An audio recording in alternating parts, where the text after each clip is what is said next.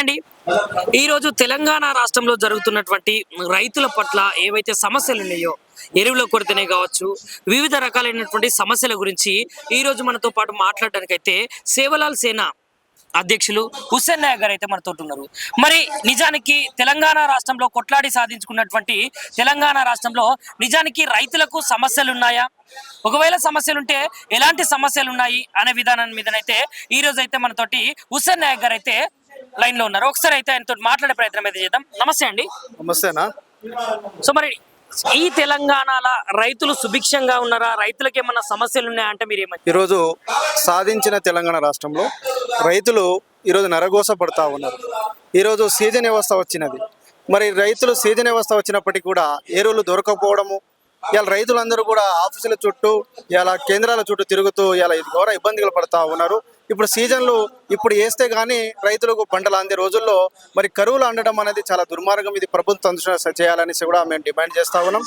అదేవిధంగా ఇలా పోడు భూముల సమస్య చాలా బలంగా ఉన్నది.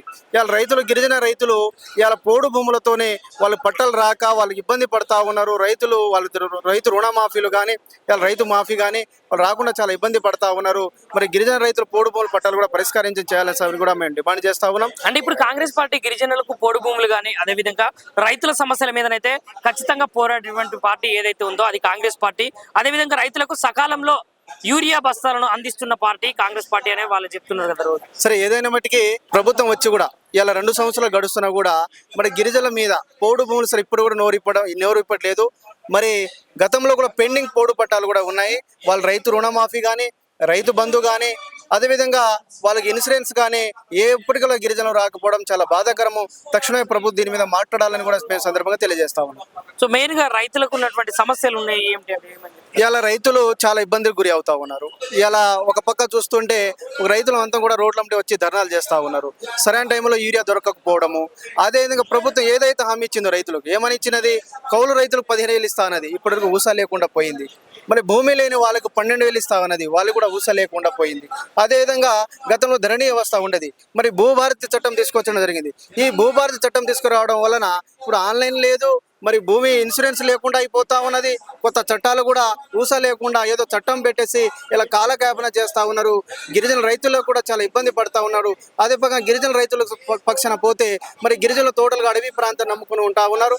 మరి వారికి పోడు భూములు పట్టాలు ఉంటే కానీ వాళ్ళకి వ్యవసాయం చేసుకునే సాగు ఉంటుంది. వాళ్ళకి పట్టా లేదు, కనీసం ఆ నియామక పత్రాలు కూడా ఇవ్వడంలో కూడా నిర్లక్ష్యం వహిస్తా ఉన్నారు. గిరిజనులకు ఉన్నటువంటి పోడు భూములు అసైనింగ్ ల్యాండ్స్ ఏవైతున్నాయో వాటిని కూడా పట్టాలు చేస్తామనే విధంగానైతే ఈ కాంగ్రెస్ ప్రభుత్వం అయితే మాట్లాడింది. దాని మీద సమీక్ష కూడా జరిపింది కదా. మరి ఇంకా పోడు భూములకు పట్టాలనేటివి రాకపోవడం ఏంటి?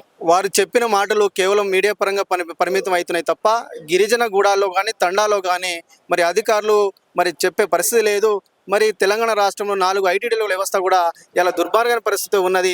ఒక్క ఐటీడీలో కూడా గిరిజనుల సమస్య పట్టించుకునే పరిస్థితి లేదు. ఇలా గిరిజన రైతులు సోదరు కూడా రోడ్డు మీద వచ్చి ఏం చేయాలో ఆచితూచని శైలిలో ఇలా గిరిజనులు ఇలా నరగోస పడతా ఉన్నారు సందర్భంగా తెలియజేస్తారు. సో వ్యవసాయ శాఖ మంత్రి తుమ్మల నాగేశ్వరరావు గారి గురించి మరి ఇన్ని సమస్యలు ఉన్నప్పటికీ రైతులకే కానీ గిరిజనులకే కానీ అభివృద్ధి చేస్తామని చెప్తున్నా కూడా మరి ఇప్పుడు మీరు తుమ్మల నాగేశ్వరరావు గారికి ఏమని చెప్తారు? మరి వారు కల్లిబుల్లి సమాధానం చెప్పుకుంటూ వస్తూ ఉన్నారు. రుణమాఫీని ఒకరు 2 లక్షల రుణమాఫీ అంటున్నారు, కొంతమందికి రుణమాఫీ లక్షల్లో కూడా 2 లక్షలు దాటిన కూడా చేస్తా ఉన్నారు. ఇప్పటివరకు రుణమాఫీ చేయకపోవడం రైతులంతా కూడా అయోమయంలో గుర్తా ఉన్నారు.